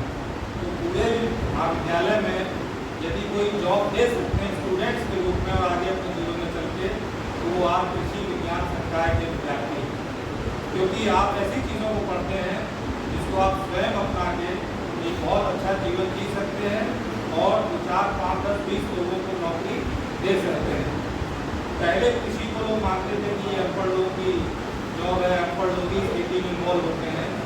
आज आप तमाम रील्स में देखिए, तमाम जगह पढ़ने को मिलता है, अखबारों में पढ़ने को मिलता है, मीडिया में देखने को मिलता है, तो आप पाएंगे कि तमाम IIT पास किए हुए बच्चे, तमाम इंजीनियर, तमाम IAS ऑफिसर, वो सब कुछ छोड़ छाड़ के जो है वो खेती में उतर रहे हैं और खेती को एक व्यवसाय के रूप में अपना रखा है और बहुत अच्छा जीवन जी रहे हैं। करोड़ों का उनका साल का टर्नओवर है। इसी तरह मिल्क इंडस्ट्री है, दूध की इंडस्ट्री, उसमें टर्नओवर है। इसी तरह फिशरीज में है, मछली पालन करके आप बहुत पैसा कमा सकते हैं, तमाम लोगों को रोजगार दे सकते हैं। इसी तरह गोट इंडस्ट्री है, बकरी पालन है, मधुमक्खी पालन तो हमारे जनपद के एक शिव सिंह है, आप लोगों ने नाम सुना है कि नहीं सुना है। हर प्रदर्शनी में जो ग्रामीण प्रदर्शनियाँ लगती हैं उसमें आपको दिखाई देंगे। पहले वो MR जीत किया करते थे, फिर उनके दिमाग में कहीं से आया कि मैं मधुमक्खी पालन शुरू करूँ और आज की डेट में वो लाखों रुपया कमा रहे हैं मधु पालन। आप सोचिए कि आपको एक बार थोड़ा सा इन्वेस्ट करना है और एक ऐसी लेबर मिल जाती है जो बिल्कुल डिसिप्लिन है। सुबह जैसे ही आपने उसका दरवाजा उठाया, शटर पर, सारी मधुमक्खियाँ काम पे निकल जाएंगी और शाम होते होते अपने आप स्वतः अपने उस पर लौट आएंगे। अगर आपने सुबह उनको नहीं खोला तो उसी उसमें मर जाती हैं। तो इतनी डिसिप्लिन है। एक बार आपको इन्वेस्ट करना है, बस सुबह के टाइम उनका शटर ऑन कर दीजिए, वो जाएंगी नेक्टर को और फ्लावर से नेक्टर कलेक्ट करके लाएंगी, उसको हनी में कन्वर्ट करेंगी और समय आने पर आप उसको हार्वेस्टिंग करते रहेंगे। तो इस तरह से और कृषि विज्ञान की हम लोग होती है कि बहुत ही अच्छी तरीके से अपना कार्य हमारे जनपद में कर रहा है। भोपाल ग्राम बहुत ज़्यादा दूर नहीं है, 15-20 किलोमीटर की दूरी होगी मेरे ख्याल से जनपद मुख्यालय से। वहाँ आप किसी भी चीज़ की ट्रेनिंग ले सकते हैं, किसी भी चीज़ का लिटरेचर ले सकते हैं, किसी भी चीज़ की एक्सपर्ट एडवाइस ले सकते हैं और अपने आप को एक स्टेब्लिश्ड फार्मर या स्टेब्लिश्ड एंटरप्रेन्योर के रूप में स्थापित कर सकते हैं। तो कृषि विज्ञान केंद्र से हमारे सभी कृषि वैज्ञानिक साथी जो हैं वो हमेशा तत्पर रहते हैं ऐसे युवाओं के साथ काम करने के लिए। वो अपना आप भविष्य बहुत अच्छा और सुंदर भविष्य बना सकते हैं कृषि में भी, यदि आप अपने सब्जेक्ट में ही अगर अच्छा करना चाहें। इन्हीं शब्दों के साथ जय हिंद, जय भारत, बहुत बहुत धन्यवाद प्रोफेसर शर्मा जी। अब मैं अध्यक्षीय उद्बोधन के लिए आमंत्रित करती हूँ IQAC के हमारे कोऑर्डिनेटर, भौतिक विज्ञान के विभागाध्यक्ष राम मनोहर लोहिया, अवध यूनिवर्सिटी के हमारे पूर्व महामंत्री और ना जाने दर्जनों समाज की विभिन्न विधाओं से जुड़े रहने वाले समाज सेवी प्रोफेसर जितेंद्र सिंह जी को आमंत्रित करती हूँ। आप आए अपने अध्यक्षीय उद्बोधन के साथ हमारे छात्र छात्राओं को अपने आशीर्वाद से अभिषेचित करें। प्रोफेसर जितेंद्र सिंह जी।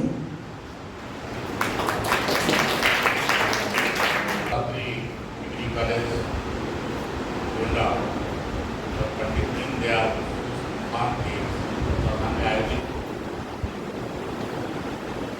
पर्यावरण प्रबंधन के युवाओं की भूमिका,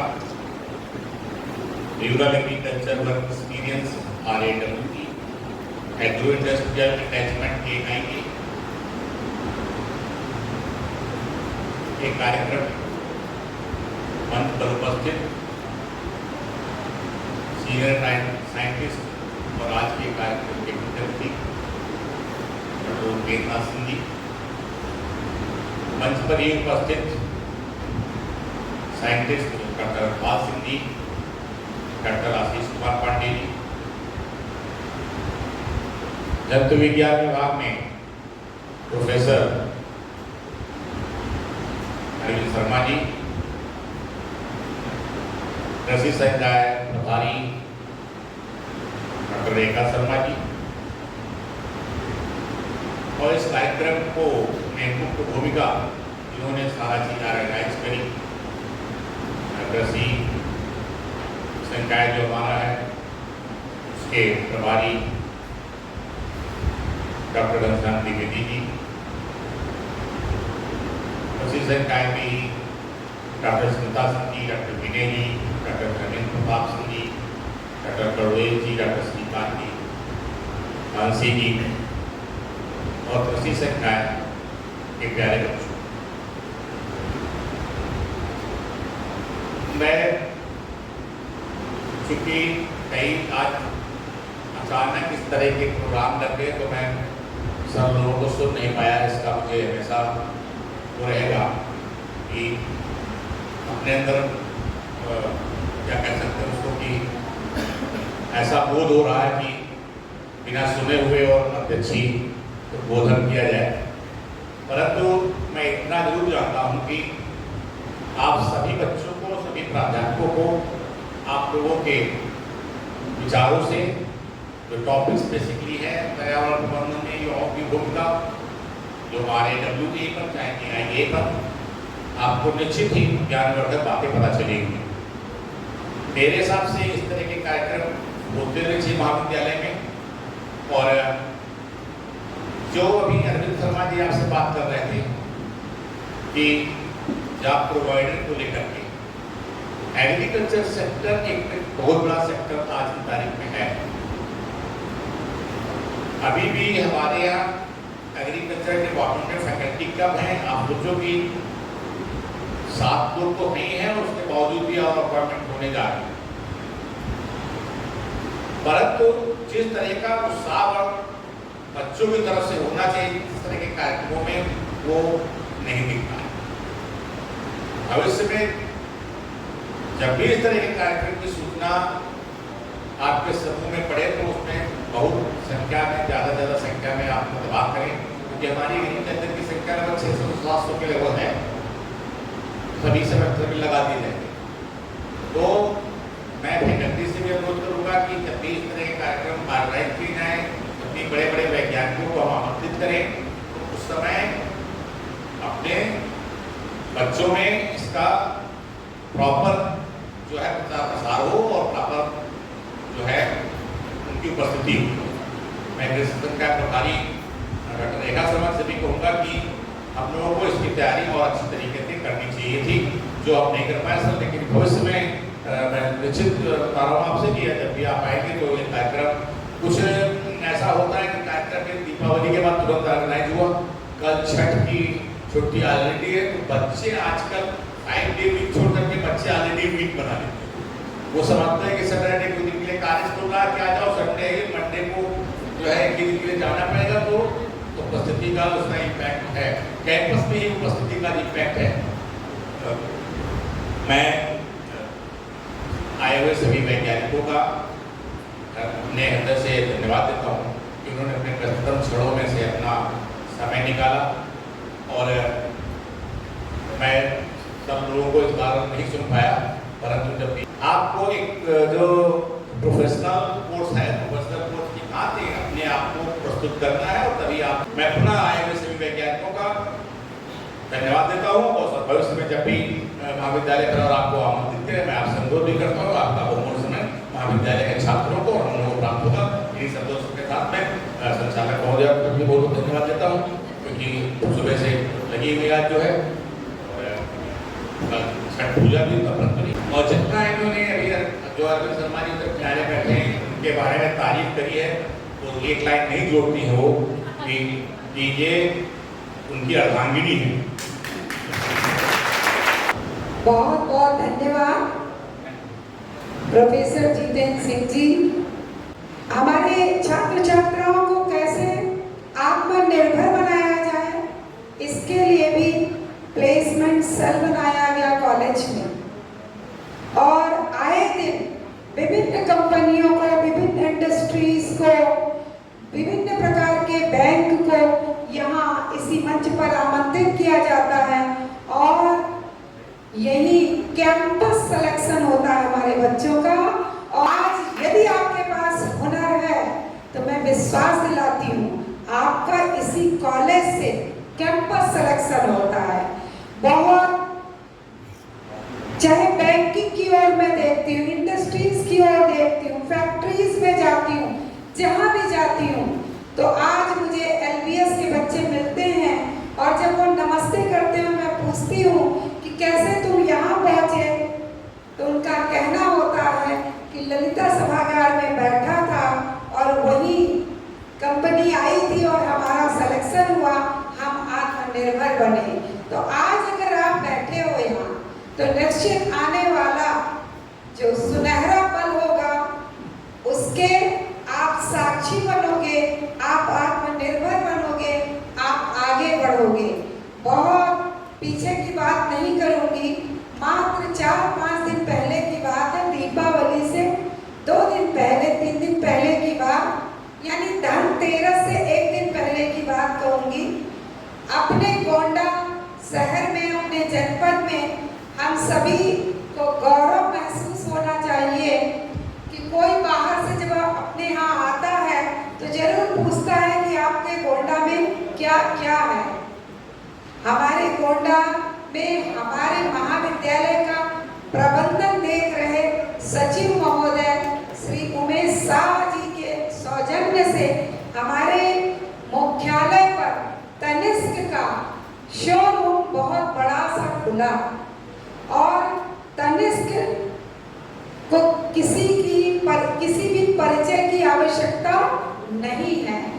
कहते हैं खरा सोना, यानी जितने में आप खरीदेंगे, जब आप लौटाने जाएंगे तो अन्य दुकानों में कटौती हो जाती है और तनिष्क का सोना जितने में आप खरीदते हैं उससे कहीं ज्यादा दाम में, क्योंकि तब तक मूल्य बढ़ चुका होता है। तनिष्क पर कोई संदेह नहीं करता। किसी दुकानदार के पास आप जाते हैं तो वहां पे संशय होता है कि कितने कैरेट होगा, 15 कैरेट का है कि 18 कैरेट है कि 22 कैरेट है या 24 कैरेट है। तनिष्क एक ऐसा सोने और हीरे का ऐसा शोरूम अपने गोंडा में है और जहां किसी को भी लेस मात्र संशय नहीं हो सकता, सब कुछ डिजिटल है। आप कितने कैरेट का सोना खरीद रहे हैं, आपके आभूषण पर लिखा होता है। तो तनिष्क से लोग अपने आभूषण खरीदने, सोना और हीरे का जेवर खरीदने लखनऊ जाते थे। आज तनिष्क स्वयं हमारे गोंडा में आ गया है, हमें यहाँ से लखनऊ जाने की आवश्यकता नहीं है। अब ये बात आपको क्यों बता रही हूँ, इससे आपका क्या संबंध?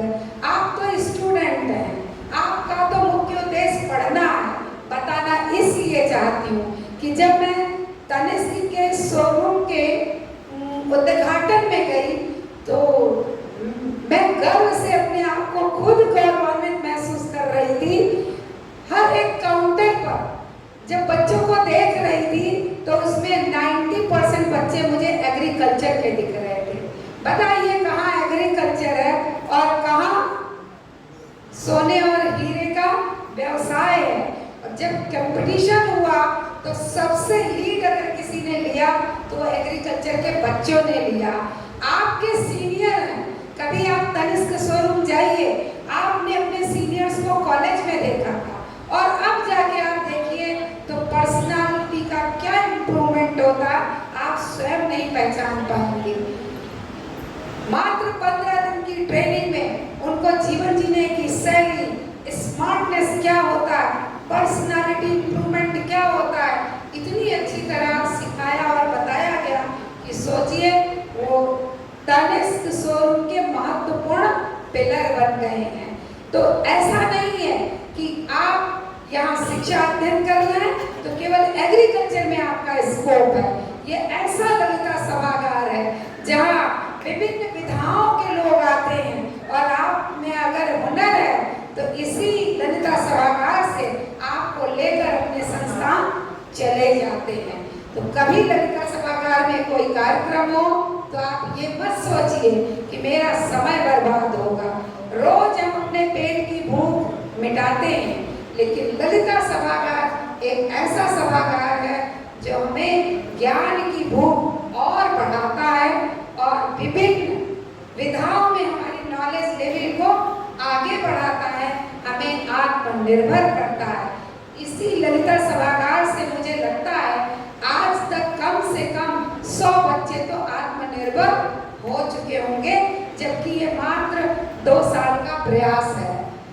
इसी तरह यदि हम आगे बढ़ते रहे तो आने वाला कल जब हमारे माननीय मुख्यमंत्री योगी जी जो एक संदेश दे रहे हैं, समृद्ध उत्तर प्रदेश, विकसित Uttar Pradesh at the rate of 2047, तो मुझे लगता है कि हमारा यह महाविद्यालय इस विकास के सफर में मील का पत्थर साबित होगा और यहाँ से निकलने वाले बच्चे साक्षी बनेंगे हमारे उत्तर प्रदेश को विकसित उत्तर प्रदेश में बदलने में आपकी महत्वपूर्ण भूमिका होगी। मैं अब इस कार्यक्रम के अंतिम पड़ाव की ओर चलते हुए धन्यवाद ज्ञापन के लिए आमंत्रित करती हूँ डॉक्टर घनश्याम द्विवेदी जी को, जिनकी अपनी एक अलग पहचान है, अलग खनक है। अगर पूरा स्टाफ एग्रीकल्चर को आगे बढ़ाने के लिए बहुत प्रयास करता है और जब कोई नया डिपार्टमेंट खुलता है तो बहुत सारे चैलेंजेस आते हैं। इन चैलेंजेस को देखते हुए धीरे धीरे हम आगे बढ़ रहे हैं और ये विश्वास दिलाती हूँ, मुझे लगता है हमारा एग्रीकल्चर डिपार्टमेंट IQAC के हमारे कोऑर्डिनेटर महोदय ने भी कहा कि एग्रीकल्चर से बड़ी अपेक्षाएं हैं, तो मैं उन्हें विश्वास दिलाती हूँ प्लेसमेंट सेल में जब कभी भी आप बच्चों को आमंत्रित करेंगे और नौकरी के लिए पुकारेंगे तो मुझे लगता है यही बच्चे सबसे ज्यादा दिखाई देंगे, आत्मनिर्भर बनेंगे। आज वही खेती वैज्ञानिक खेती में बदल करके भारत को आत्मनिर्भर बना चुकी है। इतनी बड़ी पॉपुलेशन का पेट भरने वाला भारत आज विश्व के कई देशों को निर्यात करता है। इस पर हमें गर्व होना चाहिए और अपने सभी वैज्ञानिकों के प्रति आभार प्रकट करना चाहिए। एग्रीकल्चर से जुड़े हुए हर एक व्यक्ति, चाहे वो शिक्षक है, चाहे वो वैज्ञानिक है, चाहे वो किसान है, हम सभी को उसका आभारी होना चाहिए। सभी के प्रति आभार प्रकट करते हुए मैं धन्यवाद ज्ञापन के लिए आमंत्रित करती हूँ वरिष्ठ साथी हमारे डॉक्टर घनश्याम द्विवेदी जी। बहुत बहुत धन्यवाद। श्री लाल बहादुर शास्त्री डिग्री कॉलेज और दीनदयाल संस्थान द्वारा संचालित श्री लाल बहादुर शास्त्री कृषि विज्ञान केंद्र गोपालगंज गोंडा की संयुक्त तत्वावधान में ये कार्यक्रम आयोजित किया गया और ये कार्यक्रम rural agricultural work experience and agro industrial attachment पर आधारित था। फिलहाल एग्रीकल्चर की परिभाषा में यही है, agriculture is an art and science in which we study about the human activity related to job. कृषि को कला एवं विज्ञान दोनों है जो भूमि के उपयोग से संबंधित मानव क्रियाओं का अध्ययन करता है। तो अब वहाँ से कृषि का इतिहास शुरू होता है और जूलॉजी, बॉटनी, केमिस्ट्री सारे विज्ञान यहाँ एग्रीकल्चर के बाद उसमें समाहित होते चले गए और एग्रीकल्चर में हम सभी विज्ञान जो भी हैं फंडामेंटल्स का अध्ययन करते हैं। हमारे फर्स्ट सेमेस्टर के बच्चे होंगे fundamentals of economics, fundamentals of genetics, तो सभी विज्ञानों के मूल सिद्धांतों का अध्ययन करते हैं और फिर रूरल सोशियोलॉजी का भी हम अध्ययन करते हैं। एनसीसी और योगा ये सारी चीजें भी हैं फर्स्ट सेमेस्टर में। उसके बाद हम फसलोत्पादन के सिद्धांतों का अध्ययन जो फर्स्ट सेमेस्टर में करते हैं और क्रियाओं का अध्ययन उसके बाद के सेमेस्टर में करते हैं। इसके अलावा हम एग्रो इंडस्ट्रियल अटैचमेंट जैसे अपने में है, तो हम एक्सटेंशन एजुकेशन का भी अध्ययन करते हैं। फसलोत्पादन की क्रियाओं के अध्ययन के बाद उनको उत्पादन प्राप्त होता है, तो हम एग्रीकल्चरल इकोनॉमिक्स का अध्ययन करते हैं, जिसमें कॉर्पोरेशन, मार्केटिंग, फाइनेंस ये सारी चीजें आती हैं। और जो नई प्रजातियां निकाली जाती हैं उनके लिए हम एग्रीकल्चरल एक्सटेंशन का, प्रसार शिक्षा का अध्ययन करते हैं।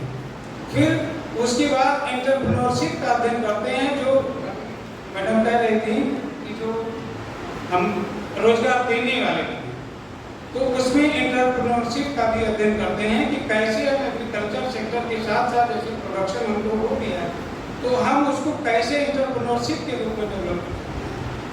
इस कार्यक्रम की अध्यक्षता कर रहे जितेंद्र सिंह सर का हार्दिक स्वागत, अभिनंदन एवं वंदन करता हूँ, जिनके परम सहयोग से यह कार्यक्रम संपन्न हुआ। और इस कार्यक्रम में विशिष्ट अतिथि के रूप में हमारे बड़े भाई डॉक्टर उपेंद्र नाथ सिंह का मैं हार्दिक स्वागत, वंदन, अभिनंदन के साथ साथ धन्यवाद देता हूँ कि जिन्होंने बहुत सारे टाइम में हमारे से रिक्वेस्ट को स्वीकार किया और इस कार्यक्रम के एक अपना विशिष्ट प्रदान किया। विशिष्ट अतिथि होने के साथ साथ अपना जो सर्वश्रेष्ठ हो सकता था वो उन्होंने प्रदान किया। मैं डॉक्टर हरपाल सिंह साहब का भी बहुत धन्यवाद ज्ञापन करता हूँ। मैं हार्दिक अभिनंदन करता हूँ, स्वागत करता हूँ, धन्यवाद ज्ञापित करता हूँ, जिन्होंने पीपीटी के माध्यम से भी आप लोगों को अच्छा नॉलेज दिया। इसके साथ साथ जूलॉजी के प्रोफेसर आगे शर्मा सर का मैं बहुत बहुत धन्यवाद देता हूँ, जो आज सुबह ही मुलाकात हुई, हमने कहा सर आप आ जाइएगा, तुम्हारा कार्यक्रम खत्म हो जाएगा। और इसके बाद हमारे कृषि संकाय के प्रभारी डॉक्टर रेखा शर्मा का मैं बहुत ही धन्यवाद देता हूँ, जिनके कार्य, अनुभव और कलाओं का रसास्वादन हम लोग समय समय पर करते रहते हैं, जिनका सानिध्य मिलता रहता है, तो मैं उनका बहुत धन्यवाद ज्ञापित करता हूँ। इसके साथ साथ हमारे विभाग के doctor Smita Singh, assistant professor genetics and plant building, मैं उनका बहुत धन्यवाद ज्ञापित करता हूँ। Doctor Vinay Kumar Pandey sir, assistant professor agronomy, doctor D P. Singh, plant physiology, doctor Karunesh Kumar और डॉक्टर श्रीकांत मानसी पांडे, मैं सबका हार्दिक स्वागत, वंदन, अभिनंदन के साथ साथ धन्यवाद देता हूँ, जिन्होंने इस कार्यक्रम को पूरी दृढ़ता से आयोजित किया और संचालन किया। इसके साथ साथ मैं शिक्षकों के साथ साथ शिक्षणेतर कर्मचारियों और अपने बच्चों का सबसे ज़्यादा धन्यवाद ज्ञापित करता हूँ, क्योंकि ये कार्यक्रम उन्हीं के लिए आयोजित था